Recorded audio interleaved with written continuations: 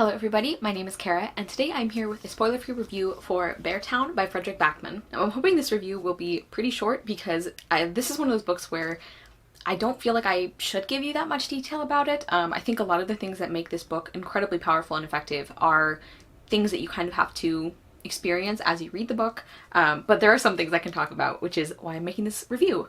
I buddy read this with my friend Olivia Savannah from Olivia's Catastrophe, and we both loved it.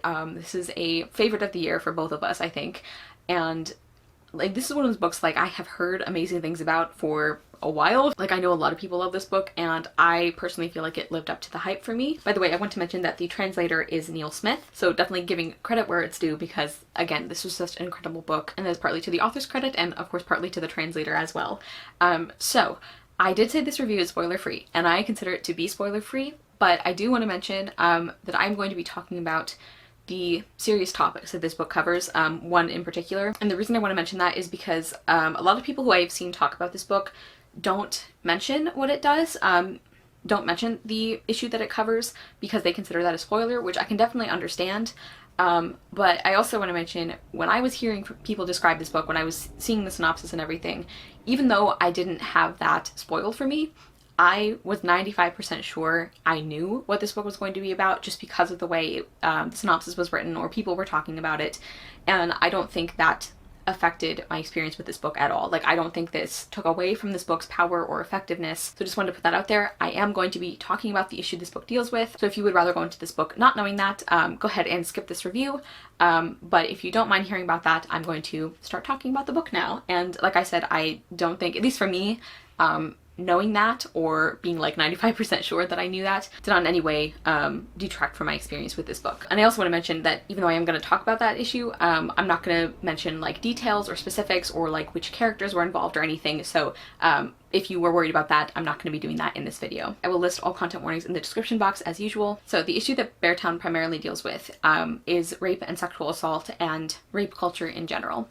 That's a huge part of this book. That's what the main event of this book is a character is raped, and the way that that affects this small town, the way that people are taking sides. And this is a tiny town in Sweden that has a really brilliant hockey team, and everyone from the small town is kind of hoping that the success of their hockey team is going to kind of put them on the map. It's going to bring more jobs to their community because they're really hurting for that. And basically there's a lot of things that are riding on this hockey team's success.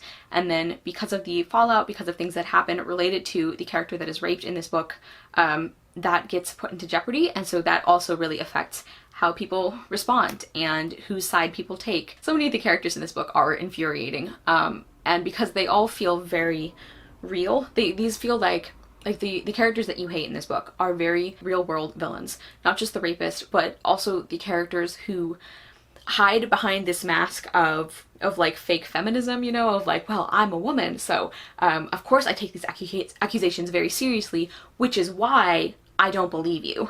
That kind of thing. We also see characters who kind of talk themselves into not believing it. Like deep down they know that this is true, but it would make their life messy, and it would make their life complicated, and it would make them have to reevaluate their opinions of people who they're close to, and rather than do that, they decide to believe that this girl is a liar.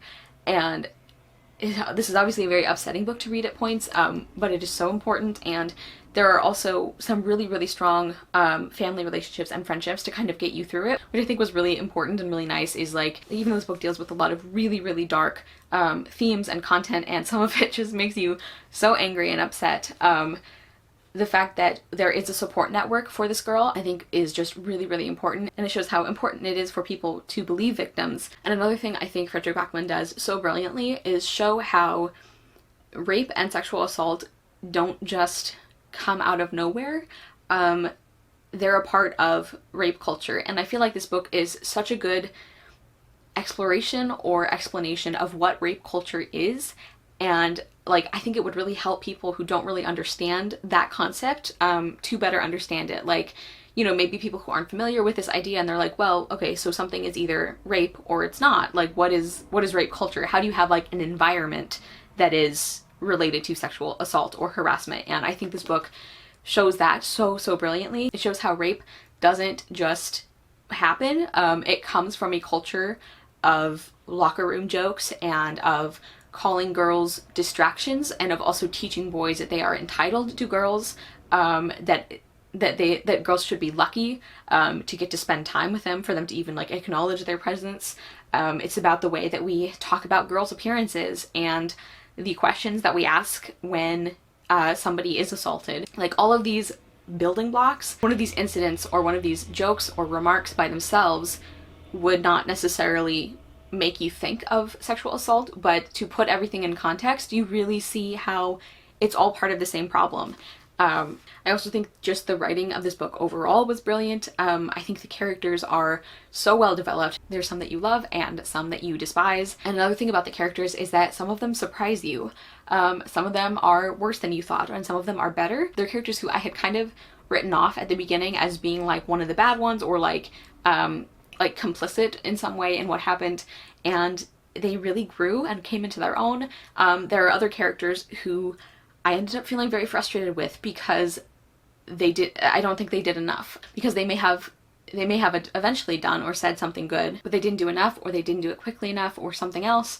So the characters are also just really, really complex. And I also think the story and the setting were really, really well done in this book. Like, I know nothing about ice hockey. I'm not terribly interested in ice hockey, but this book made me understand it a little bit more. It really, like, I completely understood why hockey is so important to this town and how people get so devoted to it, and why people make these important decisions based on ice hockey. So I think even if you're like not a sports person, or you're not necessarily into ice hockey and you're kind of hesitant about this book, I would still recommend it, because I was really blown away at how quickly Fredrik Backman could make you understand what hockey meant to these different characters and the role that it played in this story, which also goes along with the setting or the atmosphere of this town being done so well. And the plot itself was also really, really engaging and really powerful. Like I've said, it is at times very difficult to read, but it's never boring. And I also never felt like it got to a point where I was like disengaged from it because so many terrible things were happening. Because sometimes I think that happens with books that are really heavy or that deal with a lot.